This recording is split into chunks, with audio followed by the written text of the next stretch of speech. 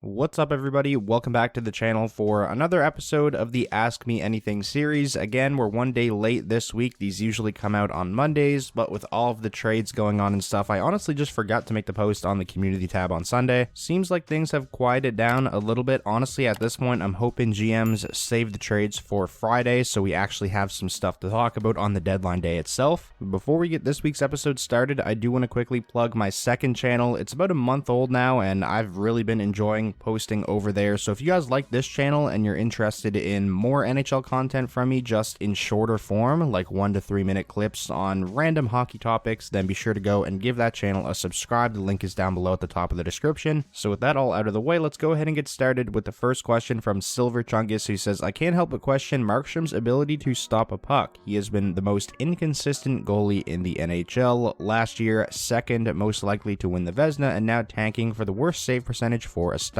Do you think this is only a streak, or has he become a complete wreck? Also, really appreciate the support. It's really hard to say. On one hand, this season has been a complete outlier for Jacob Markstrom when you look at the rest of his career as a whole. Pretty much ever since the 2015-16 season, he's consistently been a goaltender that puts up above a 910 save percentage, with the exception of his first season in Calgary where he put up a 904. But like you said, last year, a Vezina Trophy candidate, so it's been really surprising to see his game fall off a cliff like it has this season. It's not like he had off-season surgery or had some big injury towards the end of last season or anything like that. This fall off has really came out of nowhere. Based on Markstrom's track record, I want to say that this is just an off year and he's going to be able to get back to form. But then on the other hand, he is 33 years old. Guys' games age differently. Could this be the start of his decline? Who really knows? I say this all the time. Goaltending in the NHL is so random. You see guys fall off a cliff out of nowhere and break out of nowhere all the time. With Markstrom, the bottom line is, even if he doesn't get back to being one of the better starters in the league, you have to imagine he's at least going to bounce back at some point a little bit and not be one of the worst starters in the league. The next question we have comes from Charles Wickham, who says, after all the recent trades, who do you think has given themselves the best chance to make a big run in the playoffs just based off of their acquisitions so far? And really appreciate the support. I know I'm probably going to get a lot of eye rolls for this, but I genuinely believe that it is the Toronto Maple Leafs. This is the first year with this core that Kyle Dubas has completely went all in. Yes, once upon a time he traded the first round pick for Nick Foligno, but even at the time that wasn't the kind of deal that a lot of people viewed as a massive needle mover for the Leafs. You look at what he's done over the past week and a half, adding Ryan O'Reilly, who's still one of the better two-way centers in the league and has fit beautifully on the Maple Leafs second line, Noel Acciari, Jake McCabe, and Sam Lafferty without taking anything off the roster. Dubas really added a little bit of everything. This team got so much deeper. You added star power in Ryan O'Reilly, depth up front in Noel Acciari and Sam Lafferty. Both of those guys are going to help on the penalty kill, and on the back end with Jake McCabe, you replace a lot of what you were missing with Jake Muzzin being out. Now listen, I know none of this is going to matter, and it's all going to sound really stupid if the Maple Leafs once again lose in the first round, but I truly believe this year's Leafs team is much improved from last year, and look at how close they came to beating Tampa Bay last year. I think this is the year they go on a run. Moving along now, the next question we have comes from Adam Pepin, who says, John Gibson is standing on his head for the Ducks right now. Do you think we will see him traded in the next few years? With how he's playing, he could really bring a team far in the playoffs, and really appreciate the support. You're certainly right about John Gibson standing on his head as of late. You look at his last 3 starts, he's won 2 games in a row, one of which was a 51 save win, the other being a 41 save win, and the game before those 2 wins, he had a 51 save loss. If John Gibson wants out of Anaheim, wants an opportunity to be traded to a contender and compete for a Stanley Cup, he is standing on his head at the perfect time. With that being said, I do think it's very unlikely we see him traded between now and the deadline. If a Gibson trade happens, I feel like it'll be an off-season kind of trade. Gibson has a cap hit of $6.4 million and is signed through 2026-27. I can't imagine Anaheim would want to retain any money on a deal that still has that many years left, and obviously that would be a big contract for a team to take on mid-season. But to answer your original question, yes, sometime in the next few years, I do definitely believe we'll see Gibson traded at some point. The next question we have comes from Nate Gill, who says, do you think there will be any big name trades on Friday, even though a lot of the big names have already been traded or are going to be traded in the next 48 hours? And also really appreciate your support. I definitely think we're still going to see at least a handful of significant trades on Friday. Jacob Chikrin still hasn't been traded, so he's still on the market, and usually every single year there's always at least a handful of trades that nobody expected, like guys that we did not think were on the trade market get moved. So fingers crossed we see at least a couple of trades like that, because in my opinion, those are the best kind. Next up, this question comes from Sam Wiley, who says, do you think Matt Dumba will be dealt at the trade deadline? What would a possible return be? Also, really appreciate the support. This is a really tough question. Minnesota is currently in a divisional playoff spot. They hold the 3 seed in the Central Division, and Matt Dumba plays a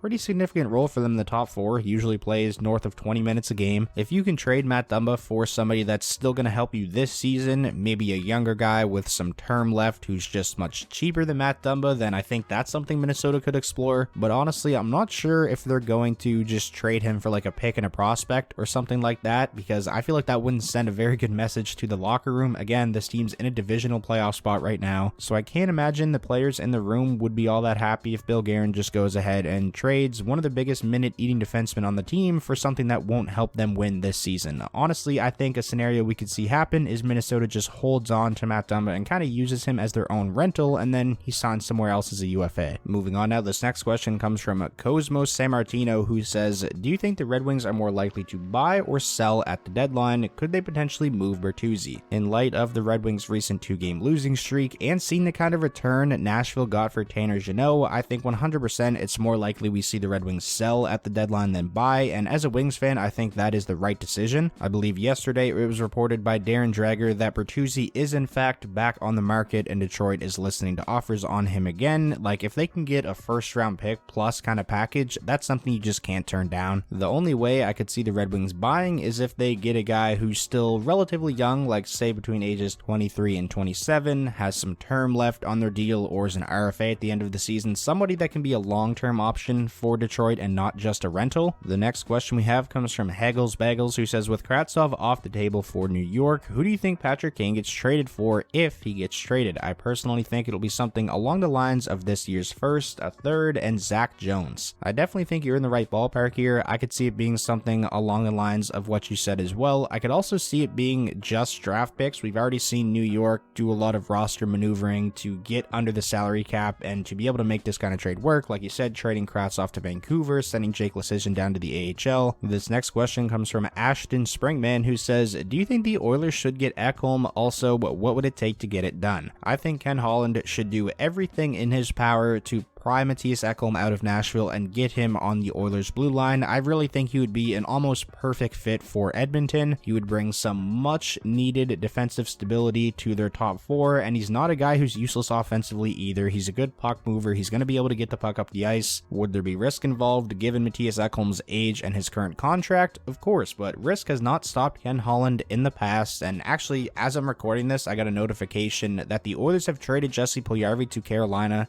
Didn't retain any salary, so I think they have like a little over $4 million in cap space right now. Yeah, I just brought up their cap friendly, and they have about $4.4 million in deadline cap space, so it wouldn't take much for them to be able to fit this contract. And as far as what would it take, I would say the package would most likely start with a first and a prospect, and then maybe a young roster player, or instead of that, a second, something along the lines of that. The next question we have comes from the Leafs fan, who says, is there any chance Jakob Chychrun and Vladislav Gavrikov don't get traded? They've been sitting out for a really long time now, but still no trades. I'm starting to think they might just remain with their teams for the remainder of the season. I would honestly be shocked if that's the case. I think 100% both of these guys are going to get traded between now and the deadline. Is their return going to look like maybe what we expected? Probably not, especially for Gavrikov. I think if you're Columbus, you have to bring the price down, especially seeing what somebody like Jake McCabe just got traded for. And when it comes to Jakob Chychrun, he's just such a premium asset. There's so many teams that are reported to have some level of interest in him. Somebody is going to pay the price between now and the deadline to get Jakob Chychrun. If there was any chance either of these guys would be remaining with their teams for the rest of the season, I don't think there's any way in hell they'd be sitting out games right now for trade-related reasons. Moving on now, this next question comes from Samuel, who says, who do you think should be the next captain of the Vancouver Canucks? This is an easy one for me. Elias Pettersson. He's the face of their franchise. He's far and away the best player on the team. He leads by example on the ice. He's a guy you know is going to be there for a very long time, obviously, unless the Canucks trade them, and why would they? This is something that I definitely don't think the Canucks should overthink. Pettersson should 1000% be their next captain. And now for the final question of this week's episode. This one comes from Senator Sal, who says, what are your thoughts on Jake Walman's contract extension? 3 years by $3.4 million. Detroit has their entire left side signed until 2025, 2026-ish. Where does that lead for Simon Edvinsson, or will someone play on the right side? Walman's extension was some pretty fantastic news to wake up to. I've been beating this drum for weeks now. Detroit had to get Jake Walman signed this season. He's honestly been a revelation on their blue line. Analytically, he's one of the best defensemen in the NHL. Now, do I think he's actually one of the league's best defensemen? Of course not, but he is a bona fide top 4 NHL defenseman. The chemistry he has with Seider, unbelievable. Those two have been putting up some elite results since they've been paired together. I think Walman deserves a lot of credit for Seider turning his season around. Walman's the kind of defenseman that you just couldn't let slip away. Seider has had so many different D partners up until this point. Like in his rookie season, it was Nick Leddy, Danny DeKeyser, Jordan Osterley, and to start out this season, it was Ben Schrott, and those two were awful together. You finally have a guy now in Jake Walman who can play with Moritz Seider and do it incredibly well. He's still only 26 years old. I think a 3-year deal is perfect. Detroit locks him up for what will most likely be the best seasons of his career. If Walman continues to perform like he has this season throughout this contract, it's an absolute steal, so I'm ecstatic about it. As far as the other part of your question, what does this mean for Simon Edvinsson? I think in all likelihood, we're going to see somebody move to the right side, and I think the most likely candidate is Ben Chiarot. He's done it before. Ideally, I would like Detroit to try and get out from under that Ben Chiarot contract, but easier said than done. Can't see that happening, so I feel like we're probably going to see Chiarot move to the right side if Simon Edvinsson makes the team out of camp next year. So that is going to wrap up this week's episode of the Ask Me Anything series. As always, I want to give a huge thank you to every single one of you who took the time to come up with a question and leave it on the post. There was so many good ones this week. Even if your question didn't get featured in the video, just know I really appreciate you and I read every single one. If you guys enjoyed and you want to see another episode next week, then be sure to drop a like. That is the best way to show your support. And most importantly, if this was your first time checking out the channel and you want more NHL content just like this all year long, be sure to hit that subscribe button, and I will talk to you all soon.